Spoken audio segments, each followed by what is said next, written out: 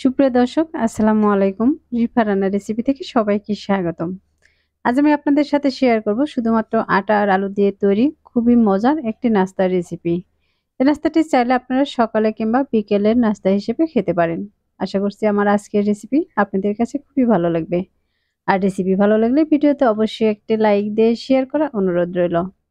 আর আমার চ্যানেলটি এখনো সাবস্ক্রাইব করে না থাকলে চ্যানেলটি সাবস্ক্রাইব করে পাশে থাকা বেল আইকনটি অন করে রাখবেন। তাহলে আমি নতুন কোনো রেসিপি আপলোড দেওয়ার সাথে সাথে আপনাদের কাছে পৌঁছে যাবে। তাহলে আর কথা না বাড়িয়ে চলুন রেসিপিটা একবার দেখে নেই। আজকের এই রেসিপিটি বানানোর জন্য এখানে আটা নিয়েছি আমি 1 কাপ পরিমাণে। তার সাথে দিয়ে দিচ্ছি সামান্য পরিমাণে লবণ। আর দিয়ে দিচ্ছি 2 টেবিল চামচ পরিমাণে রান্নার তেল। এবার তেল আর আটাটাকে ভালোভাবে মিশিয়ে নিব। হাত দিয়ে ঘষে ঘষে এই আটাটাকে ভালোভাবে ময়াম দিয়ে নিতে হবে। তেল আর আটাটা যদি ভালোভাবে মেশানো হয় তাহলে কিন্তু এই নাস্তাটা খুবই মুচমুচে হবে। আমার এই পর্যায়ে এগুলো মেশানো হয়ে গেছে। এখন এর মধ্যে দিয়ে দিচ্ছি পরিমাণ মতো পানি। আমি প্রথমে কিছুটা পানি দিয়ে আটাটা মাখিয়ে নিচ্ছি। আমি এখানে কিন্তু একবারে পানি দিয়ে ডোটা বানাবো না। একটু একটু করে পানি দিয়ে ডোটাকে বানিয়ে নিব। তাহলে কিন্তু ডোটা খুবই পারফেক্ট হবে। যদি একবারে পানি দেওয়া হয় তাহলে কিন্তু ডোটা নরম হয়ে যেতে পারে বা শক্তও হতে পারে। আর দেখতে পাচ্ছেন এ পর্যায়ে কিন্তু আমি এই আটাটাকে ভালোভাবে মাখিয়ে নিয়েছি। আর মাখিয়ে কিন্তু সুন্দর একটা ডো বানিয়ে নিয়েছি। আমরা রেগুলার যে রুটি পরোটা বানাই সেরকমই একটা ডো বানিয়ে নিয়েছি। এখন এটাকে আমি ঢাকনা দিয়ে ঢেকে রেস্টে রেখে দিচ্ছি 5 মিনিটের জন্য। আর এই 5 মিনিটের জন্য এই নাস্তাটার জন্য আমি একটু পুর রেডি করে নিব। তার জন্য চুলায় একটি ফ্রাই প্যানে দিয়ে দিচ্ছি আমি 2 টেবিল চামচ পরিমাণে রান্নার তেল। তার সাথে দিয়ে দিচ্ছি সামান্য পরিমাণে আস্ত জিরা। আর দিয়ে দিচ্ছি কয়েকটি পেঁয়াজ কুচি। এবার পেঁয়াজটাকে তেলের সাথে নেড়েচেড়ে একটু ভেজে নেব।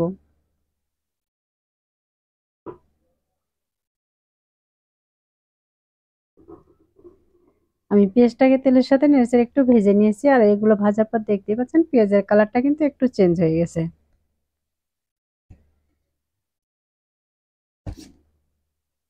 আমার পেঁয়াজটা ভাজা হয়ে গেছে। এখন এর মাঝে দিয়ে দিচ্ছি সেদ্ধ করা আলু। আমি আলুটাকে সেদ্ধ করে এরকম করে ম্যাশ করে নিয়েছি। দিয়ে দিচ্ছি স্বাদ মতো লবণ। আর দিয়ে দিচ্ছি 1 চা চামচ চিলি ফ্লেক্স। দিয়ে দিচ্ছি 1/2 চা চামচ ধনিয়া গুঁড়া। দিয়ে দিচ্ছি ভাজা মশলা গুঁড়া 1/2 চা চামচ। এবার এই সবগুলো উপকরণ আমি ভালোভাবে মিশিয়ে নিব। এগুলো কিন্তু খুব সময় নিয়ে ভাজার প্রয়োজন নেই। এই মশলাগুলো ভালোভাবে মিশিয়ে গেলে কিন্তু এগুলো ভাজা হয়ে যাবে। যেহেতু আলুগুলো কিন্তু আমি আগে থেকেই সিদ্ধ করে নিয়েছি। এখন এর মাঝে দিয়ে দিচ্ছি 1 চা চামচ বেসন। বেসনটা অপশনাল, আপনারা চাইলে দিতে পারেন আবার কিন্তু নাও দিতে পারেন।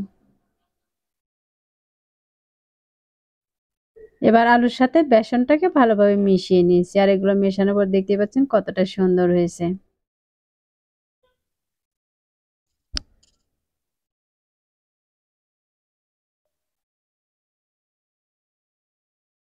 আমি এই বেসনটা কিন্তু আলুর সাথে বেশ কিছু সময় নিয়ে ভালোভাবে মিশিয়ে নিয়েছি। আর এগুলো কিন্তু এ পর্যায়ে ভাজাটাও হয়ে গেছে।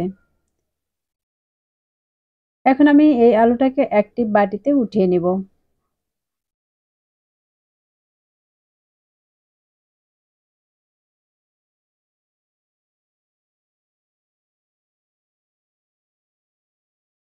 আমি আলুগুলো একটি বাটিতে উঠিয়ে নিয়েছি। এখন এটাকে সাইডে রেখে দিচ্ছি। আর যে ডোটা বানিয়ে আমি রেস্টে রেখেছিলাম তার উপর থেকে ঢাকনাটাকে সরিয়ে নিচ্ছি। আর এই ডোটা কিন্তু আমি হাত দিয়ে আবারও 1 মিনিটের মতো এভাবে মথে নিচ্ছি। ডোটা মথে নিলে কিন্তু আরো অনেকটাই সফট হয়ে যাবে। এখন এখান থেকে আমি ছোট ছোট করে লেচি কেটে নিব। একটা লেচি আমি হাতে নিয়ে এরকম হাত দিয়ে ঘুরিয়ে ঘুরিয়ে কিন্তু একটু বলের মতো বানিয়ে নিব। দেখতে পাচ্ছেন আমি কিন্তু এটাকে হাত দিয়ে একটু বড় করে বাটির শেপ দিয়ে নিয়েছি।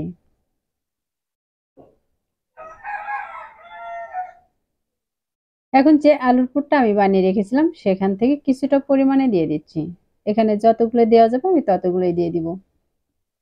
দিয়ে এই মুখটাকে কিন্তু হাত দিয়ে ভালোভাবে বন্ধ করে নিতে হবে, নয়তো কিন্তু এটা ভাজার সময় খুলে যেতে পারে। এবার হাত দিয়ে চেপে এটাকে আমি একটু বড় করে নিব। এটা কিন্তু একটু আলতোভাবে হাত দিয়ে চেপে চেপে বড় করে নিতে হবে।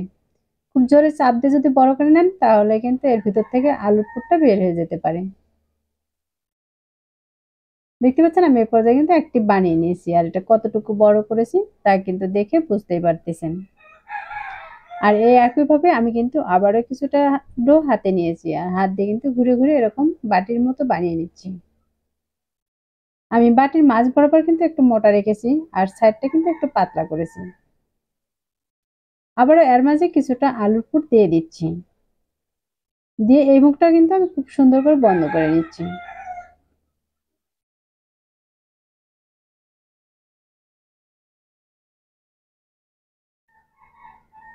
আমার এই পর্যায়ে কিন্তু এটাও বানানো হয়ে গেছে আর এই একইভাবে কিন্তু সবগুলোকে আমি বানিয়ে নিব।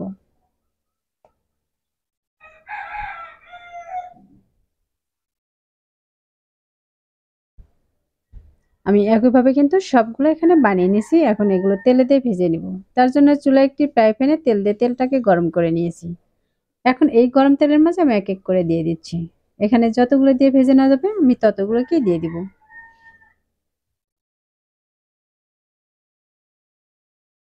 আর এগুলো কড়াইতে দেওয়ার পর যখন এক পাশে একটু কালার চলে আসবে তারপর কিন্তু এগুলোকে আমি উল্টিয়ে নিব।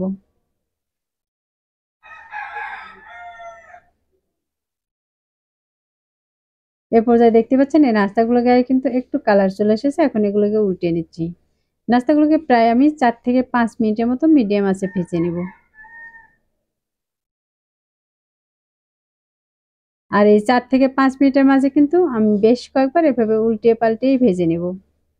নাস্তাগুলোর গায়ে যখন দুপাশে খুব সুন্দর একটি কালার আসবে তারপরে কিন্তু এগুলো তেল থেকে উঠিয়ে নিব।